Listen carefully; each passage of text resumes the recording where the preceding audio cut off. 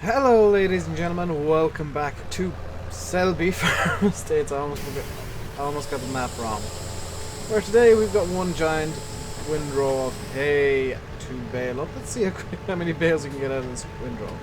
I'm not going to count that one because it was already out. One, two, oh dear, too many. Now we do have the big M already over in another field ready to start, well it's already started mowing. I think I've left it running even. I haven't. Huh, actually turned the engine off. That's a minor miracle. You can see that, yeah, once we get one giant windrow going, the baler just likes giving us bales. Lots and lots of bales. Now the next field we're gonna do, this is a terrible idea, I shouldn't do this. The next field we're gonna do is all gonna be one windrow.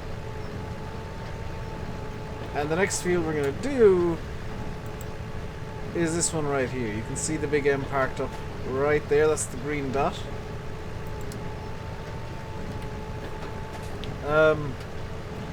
So yeah, we're going to have quite a large field bunched up into one window for efficiency's sake. That's going to be my excuse. So let's head over and find the big M. Oh, there it is. Here's the field we're mowing. This is all going to be one windrow somehow. I need to get my feet onto the pedals. There we go. It is very unusual for me. 11:01 on Tuesday morning. The reason it's so early is because I'm recording in advance of Sim's birthday stream tonight, and I want to get my entire week's recording done today.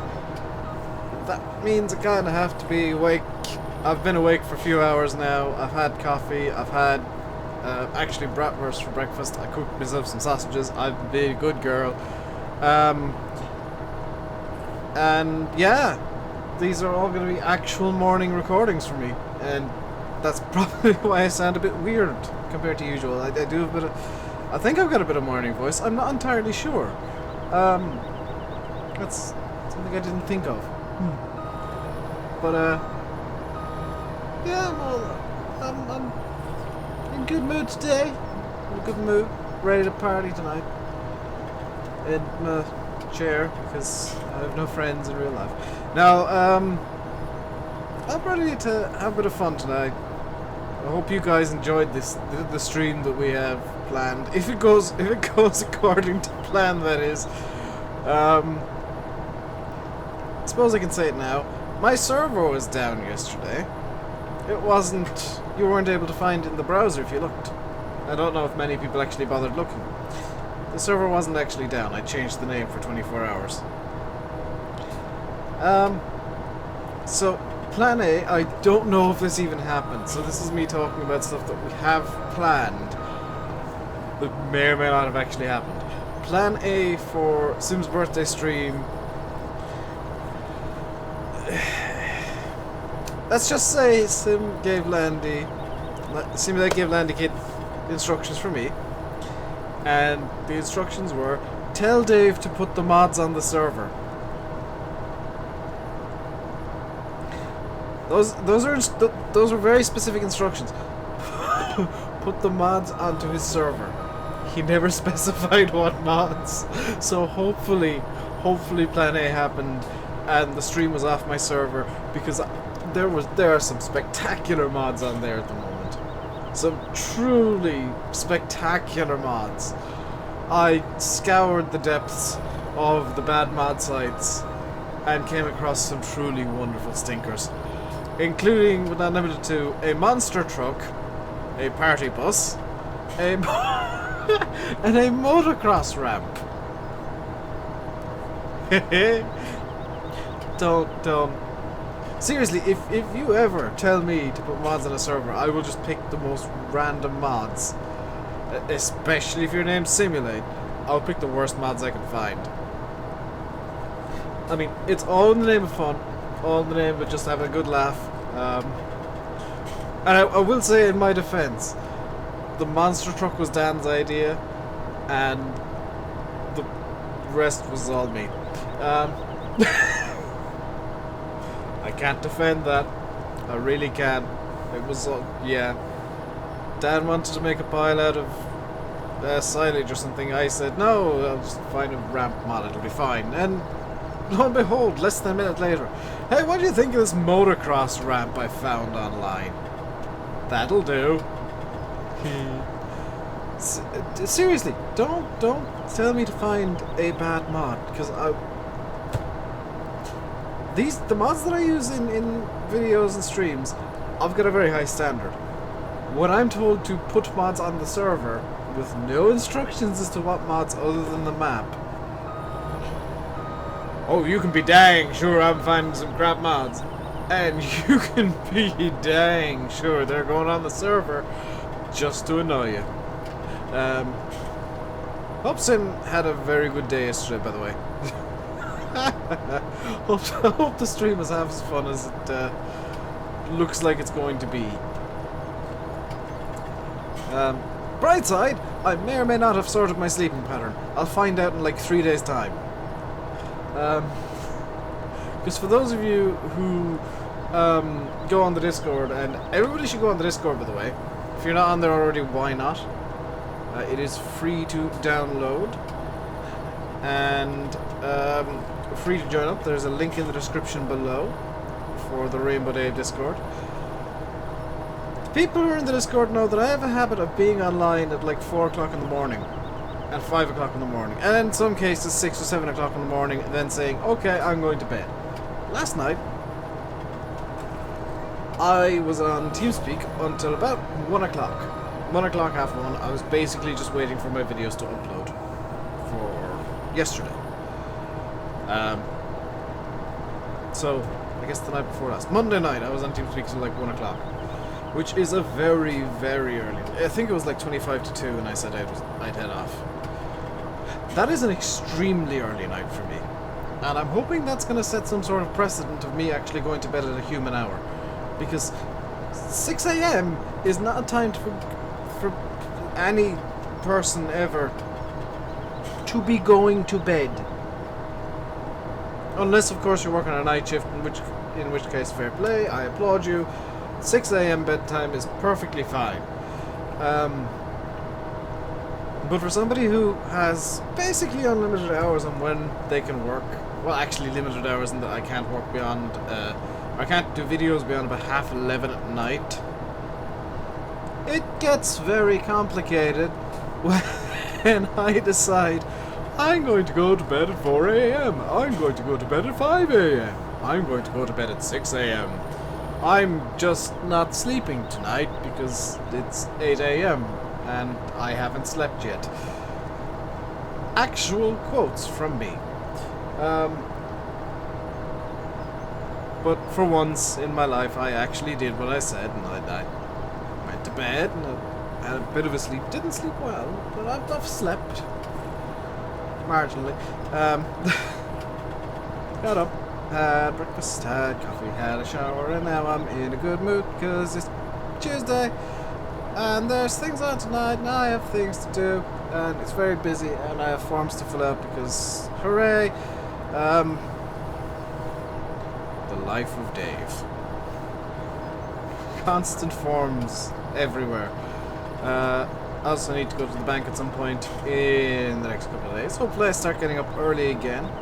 Or continue getting up early, I should say. Because I need to go to the bank and sort some stuff out over there again. And for those of you who are in school, if you think school is terrible, just trust me, wait a few years. Wait until you're actually having to do adult things that involve the bank. Because you will be made to feel like an idiot every single time you go in there. Last time I did there, oh, can I get a statement printed out? I was brought over to a machine I didn't see when I walked in the door. I literally said to the person helping me, well, I feel like an idiot, because if I'd seen that, I would have saved both of us about 5 minutes. That's just the way things happen. Although, yeah, I do actually need to go to the bank. I need to do some stuff over there. get a number for something that I can't quite remember off the top of my head. Awesome. So we're almost done with this field already. I mean, the big M is quite large. It's a bit of a shame this is the 500. I would love to see a big M420 in farm sim. Or is it the 480? You know, the one where the arms just fold in and go straight up? I'd love to see that in farm sim. And where the front mower is actually quite small in comparison to this thing and doesn't actually fold. I would genuinely, that if I could make one mod, if I could like employ a modding team to make one mod, I don't know where this money's coming from, but if I could, I would employ them to make a big M for whatever it is. I think it's the 480. But that's the smaller of the two big M's, the one that you more commonly see in Ireland and the UK. That's what I would make. That's what I have people make, because I can't model to save my life. And yeah, now I need to find a way of getting the big M out of this field and something else in here without causing too much disruption. And the next thing in is going to be what's on the tail right to the fast track. So we'll get the big M out of here. Come on, give me a gate that I can drive into. Oh, there's a nice lay-by over here, so let's just drive up and over this crest. Lovely. Big M can sit there. Fast track time. And the fast track is... Where's the fast track? There we go. So the reason you're getting 2 hay episodes in a row is, as you kind of saw there, the Challenger is still out plowing. I might end up getting a second Challenger, because, and I'll tell you for why, I might actually just turn off forced plowing and grab a huge cultivator. In fact, that's something I'm going to do right now, is turn off forced plowing. Off. And fertilizer states 1. There we go. Now the Challenger is doing basically useless work, but it's fine. So the reason I turned forced plow off is because I want to get all these fields done. Which is going to mean, some of you are going to be happy, some of you are going to be really angry. I'm going to be getting the Amazon Condor. I'm going to get the Condor. I'm going to fill it up with everything I can, which I think is fertilizer and seeds, which means that the Pantera sprayer is a bit redundant, but that's fine. We're gonna put wheat and barley. We're gonna just kind of alternate fields of wheat and barley. And in the meantime, we do need to get this tedded into hay, because I do want to get cows very soon. And the cows are going to need hay and straw and silage. Now what I might do is I might just get the buy bales mod and save me some time making the bales in the first place. Same goes for, well, pigs. I'm going to buy some pig food. I'm going to buy lots and lots of pig food. Sheep do need hay bales, or can take hay bales, I should say. So I will likely spend most of my time giving the hay to the sheep. And I've been told by Mark, Tugger Mark on YouTube, Mark, I've forgotten your second name, Tugger Mark, that the critical mass for sheep, he is a bit of a lunatic, shall we say. He has worked out what the critical mass for sheep is when using the Seasons mod. And apparently the critical mass is 100, because if you get 100 sheep with Seasons mod, by the end of a spring sequence, by the end of the spring season, you will have 146 sheep, which means that you will just get progressively more and more and more and more and more sheep, and just constantly have to give them food, I guess, and water, and that's potentially something I might do on other maps. where I'm planning on doing an all grass save game to begin with. Spoiler alert. But yeah, 100 sheep is apparently the tipping point for... Can I get 2 rows at once here? Not quite, okay. Apparently 100 sheep is basically your tipping point for sheep with seasons. I'm not sure if the realismus guys know that. I'm not sure if anybody else has bothered working out the critical mass for cows or pigs or whatever, but sheep is definitely about 100. These are the things that happen in my life, I swear. Yeah. And Mark, I'm not speaking ill of you, don't worry, dear. It's just the weird things that friends of mine and people I know have worked out in the past. For example, a guy I used to talk to. This is a true story. A guy I used to talk to once decided to work out how many times you could toast a piece of bread before it would catch fire. I'll just let that sink in for a second. Somebody out there in this massive world that we live in decided it was a good idea to do an experiment where he toasted the same slice of bread multiple times to see how long it took before it caught fire. Apparently the magic number there is 4. Why do I know these people? See, I mean, sometimes I worry for my own safety sometimes with the people that I know. Who toasts bread multiple times? You set the toaster. Or you put it under a grill if you're being particularly lazy and you like having it a very, very specific way that you can never quite get with a toaster. Or if your toaster's broken, I guess. But if your grill's broken, then you have to use a toaster. Why am I talking about toast? What other random dumb things have... There was that time that I accidentally got a frying pan on fire. Yeah, I should probably explain this a bit.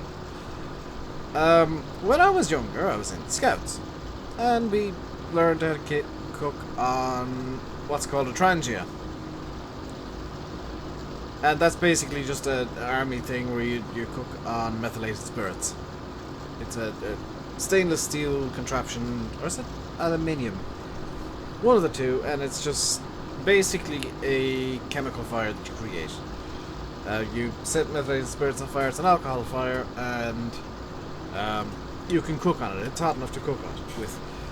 Turns out it's also hot enough to get vegetable oil to its flash point. I found this out the hard way, because I was cooking sausages, put too much oil in the frying pan that we were using. Made some rather beautiful looking sausages, might I add. They looked like the sausages you would see in one of the adverts on television. And the pan, when there were no sausages in there, it started smoking to quite a worrying degree. Now, at the time I was young and didn't know this, but when a pan starts smoking as much as that one did, and it was quite white smoke, when a pan starts smoking as much as that one did, it means it's about to catch fire, because the oil is starting to evaporate and turn into a gas. And when that starts happening, you run into what's called the flash point, which is where, if you know of the word spontaneous combustion, that's what happens. And if you don't know what spontaneous combustion is, basically it's when you don't need a flame to start a fire. It got to the temperature, the right temperature. If you heat a piece of paper up to, I think it's 255 degrees Fahrenheit, it will just spontaneously catch fire. It's very suddenly and very dramatically catch fire. That's what happened to the frying pan. The oil caught fire in a quite dramatic fashion, and I panicked, and everybody else panicked, and I got shouted at quite a lot, deservedly so, for setting the frying pan on fire while trying to cook sausages. Which, by the way, we were supposed to be cooking sausages. I should add this. We were supposed to be cooking sausages. I wasn't just playing around with this thing for no particular reason. But, yeah, the frying pan caught fire and it didn't end well. There was also a different time in Scouts. We, you know those super noodles and coca noodles and stuff you can get in shops? Where it's like a slab of noodles that you need to cook in a pan for like 5 minutes, and you'll get reasonably tasty noodles out of it. Also known as what I usually have for breakfast. Turns out, if you try and make that for 10, you literally put 10 packs of them into a giant pot and cook them for 20 minutes, you get what I like to call noodle sludge. Well, that's all it can be described as. It's a sludge that used to be noodles, and it is in no way appetizing, but we were hungry, so we ate the noodle sludge. Because we were on camp, and it was all we had to eat.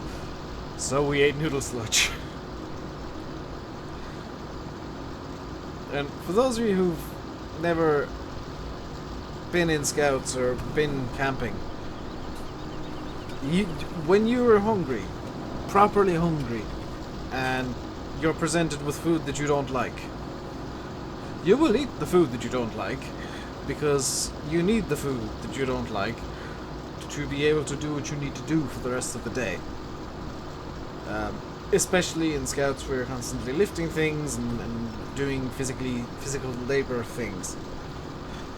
Also, you will get used to not sleeping. There was a period in my life where I worked best on 4 hours sleep. If I slept more than 4 hours, I felt tired the rest of the day. If I slept less than 4 hours, I was irritable. If I slept 4 hours, oh my god, I could not stop working.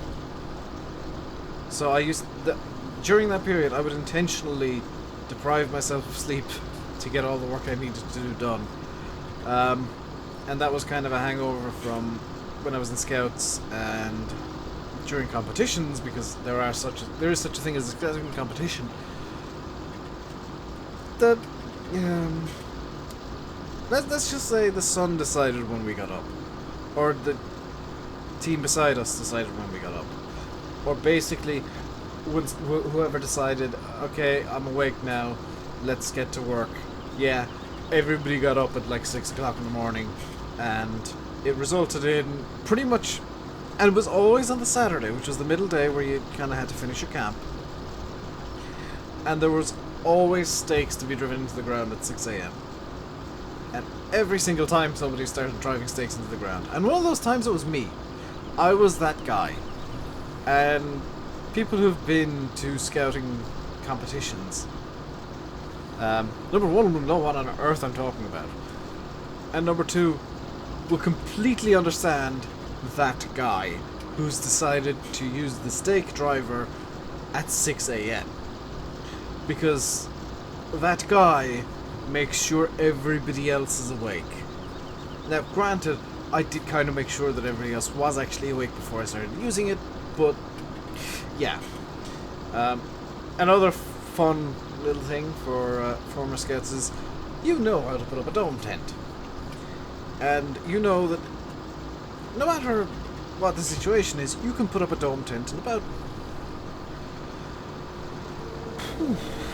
10, maybe 15 minutes alone. 5 if you're with somebody else who knows what they're doing. Now, if you go to, we'll say, a music festival, which I did before, you can get your dome tent up in basically no time whatsoever, and then sit down in your tent, shaded from the sun, watching the guys around you in groups of up to 10, and I've seen groups of up to 10 struggling with a 4-person tent.